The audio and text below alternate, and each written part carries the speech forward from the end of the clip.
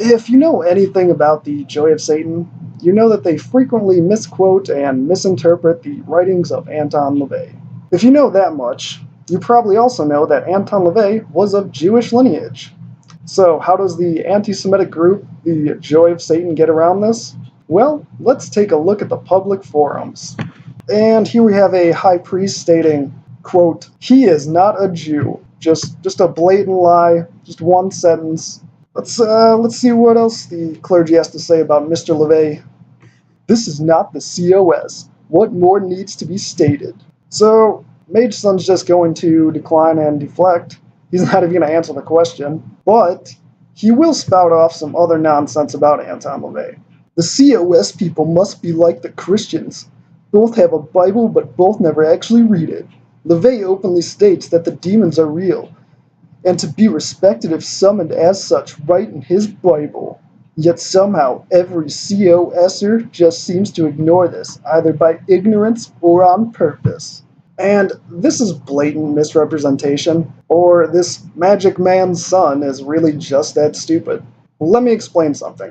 Anton LaVey talks about magic, but he didn't actually believe in magic. The first section on magic in the Satanic Bible talks about manipulating people by creating an image of yourself and playing off of how people will perceive you. Now, what LaVey calls ritual magic, he also calls psychodrama, which is an actual psychological term to describe a role-playing form of psychotherapy. Now, of course, these same JOSers will take LaVey's statements on magic and be like, "See, he said magic. He believes in magic." And the same goes for when Anton LaVey uses the name Satan. Just because Anton LaVey uses some artistic, showman-like language, that doesn't prove that he believed in Satan. But of course, we're talking about Mage Son 666, who is the same guy who thinks that Nietzsche is a pagan. Because according to Mage Son, Nietzsche proclaims, "I am Helene," but Mage Son doesn't provide any context for the statement or anything of the sort. He just quotes that and leaves it at that. But I'm getting a little off track here. So let's get back to how JOS copes with the fact that one of their biggest heroes was a Jew. Here's a post from High Priestess Maxine Dietrich. "Here's a repeat for people who are new post I made some years back regarding the Church of Satan. I also want to add here, Anton LaVey was exceptionally rare. He was incarnated as a Jew in order to accomplish what he did. No Gentile would have gotten anywhere if they tried to do what he did in the way of getting positive material about Satan published, opening the first modern above-ground satanic church, and much, much more. The Jewish-controlled press, media, and legal system would have shut them down immediately." Can we just take a moment to think about how insane that is?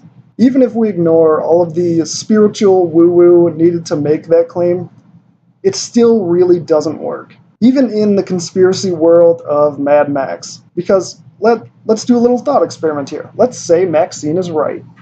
Let's say that these reptilians in human suits, aka the Jews, are controlling the media and they have some anti-Satan agenda.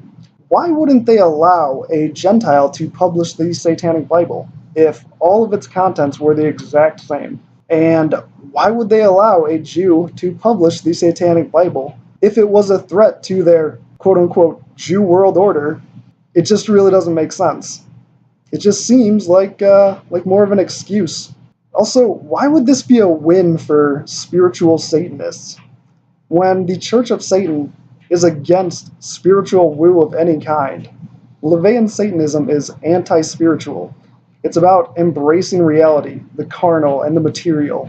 And as far as Anton LaVey's motive for creating the Church of Satan, LaVey states that it was in reaction to the hippie movement, their weak philosophies, their pseudoscientific spiritual mumbo-jumbo, and all that. It wasn't for some bizarre conspiratorial ulterior motive.